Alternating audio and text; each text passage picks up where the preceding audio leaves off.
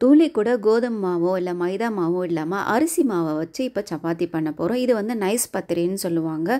இது வந்து கேரளா டிஷ்ஷு. இதுக்கு வந்து வெஜிடபிள் ஸ்டூ பண்ண போகிறோம். துளி கூட காரம் இல்லாமல் எப்படி செய்யறது, தேங்காய் பால் வச்சு. இது ரெண்டும் தான் நல்ல ஒரு காம்பினேஷன். வாங்க வீடியோக்குள்ளே போகலாம். இப்போது நைஸ் பத்திரி பண்ணுறதுக்கு நம்ம என்ன பண்ணணும் அப்படின்னா, 1 கப்பு மாவு எடுத்துருக்கேன், அரிசி மாவு. 1க்கு 3 கப்பு தண்ணி வைக்கிறேன். 1 கப்பு மாவுனா 3 கப்பு தண்ணி வச்சுட்டு, தண்ணி லேசாக சூடானதுக்கப்புறமா பாருங்கள், இந்த 1 ஸ்பூன் உப்பு சேர்த்துக்கிறேன். நான் உப்பு சேர்த்து நல்லா கலந்து விட்டதுக்கப்புறமா தண்ணி கொதிக்க ஆரம்பிக்குது. இப்போ ஒரு 3 ஸ்பூன் அந்த எடுத்து வச்ச மாவுலேருந்து போட்டு நல்லா கிண்டி எடுத்துக்கிறேன். மொத்தமாக போடாதீங்க. மொத்தமாக போட்டிங்க அப்படின்னா கட்டி கட்டியாக வந்துடும். இப்போ கலந்து விட்டதுக்கப்புறம் 2வது தடவை இருக்கிற மாவு கொஞ்சம் போடுறேன். மீதி இன்னும் கொஞ்சம் மாவு இருக்குது. இப்போ ஓரளவுக்கு இது வந்து நல்லா கலந்து வர டைமில் இப்போ 3வதாக இருக்கிற மாவு, நம்ம பவுலில் எடுத்து வச்ச மாவு, இது எல்லாத்தையும் சேர்த்துக்கிறேன். இப்போ 2 ஸ்பூன் கோகோனட் ஆயில் சேர்த்துக்கிறேன். பாருங்கள், இந்த சூடோடவே சேர்த்துக்கோங்க. தண்ணி கொதிக்கும் போதே கூட நம்ம எண்ணெய் சேர்த்துக்கலாம். ஆனால் நான் இப்போ தான் சேர்த்துக்கிட்டேன். இப்போ இந்த சூடாக இருக்கும்போதே அதை நல்லா பிசைஞ்சு எடுத்துக்கலாம்.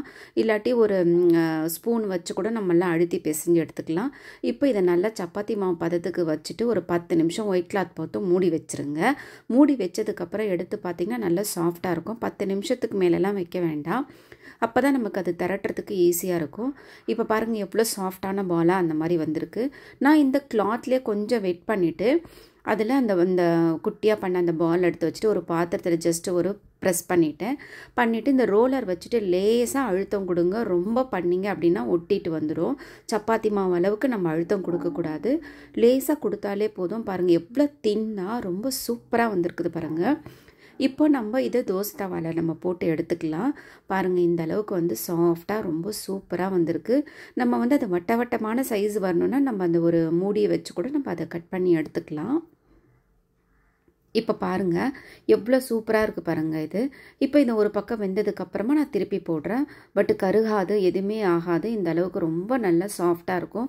இதுக்கு ஒரு நல்ல காம்பினேஷன் என்னன்னு பார்த்தீங்கன்னா இந்த வெஜிடபிள் ஸ்டூ தான். அதாவது நீங்கள் சாப்பிட மாட்டீங்க, குடிப்பீங்க. அந்த அளவுக்கு வந்து அந்த தேங்காய் பாலில் பண்ணுறது அவ்வளோ ஒரு டேஸ்ட்டாக இருக்கும். நிச்சயமாக நீங்கள் ஒரு நாள் ட்ரை பண்ணி பாருங்கள். இப்போ இந்த வெஜிடபிள் ஸ்டூ பண்ணுறதுக்கு ஒரு குக்கரை வச்சிடலாம். மசாலாக்கெல்லாம் ராணி நம்ம ஏலக்காய் அவங்க தான் 2 போட்டுக்கலாம். அதுக்கப்புறம் வந்து ஸ்டார், அதுக்கப்புறம் சோம்பு கண்டிப்பாக சேர்க்கணும். அதுக்கப்புறம் வந்து பூண்டு சேர்க்கக்கூடாது. இஞ்சி வந்து நான் இடித்து வச்சுருக்கேன், அதை சேர்த்துக்கலாம். இல்லை பொடி பொடியாக நறுக்கி போட்டுக்கோங்க.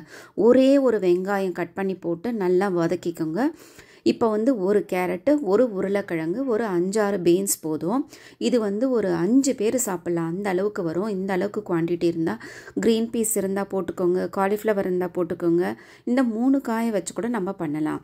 இதுக்கு காரம்னு பார்த்திங்கன்னா 1/2 ஸ்பூன் பெப்பர் தூள் போடுறோம் பாருங்கள், அது மட்டும்தான். இப்போ வந்து நான் வந்து தேங்காவை நல்லா அரைச்சி வச்சுருக்கேன். இதில் 3வதாக எடுத்த பாலை தான் இப்போ ஃபஸ்ட்டு நான் சேர்க்க போகிறேன். அதுவும் தின் கோகோனட் மில்க்குன்னு சொல்லுவோம் இல்லையா, அதுதான். இப்போ இதெல்லாம் ஒன்றா சேர்த்து நான் கலந்து விட்டுட்டு ஒரு 3 விசில் வைக்கிறேன் பாருங்கள்.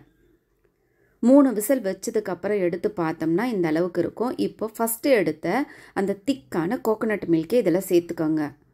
அது ஒரு பக்கம் கொதிக்கக்கூடாது. ஒரு மிதமான தீயில் இருக்கும்போதே ஒரு 10 முந்திரி பருப்பை என்ன பண்ணுங்க, ஊற வச்சு அரைச்சி அதோடு சேர்த்து லேசாக கொதி வர டைமில் அதை ஆஃப் பண்ணிவிடுங்க.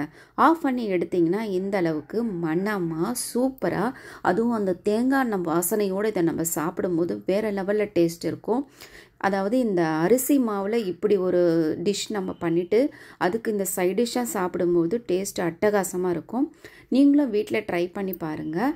ட்ரை பண்ணி பார்த்துட்டு எப்படி இருக்குன்னு கமெண்ட் பண்ணுங்கள். நம்ம சேனல் உங்களுக்கு பிடிச்சிருந்துன்னா மறக்காமல் சப்ஸ்கிரைப் பண்ணுங்கள்.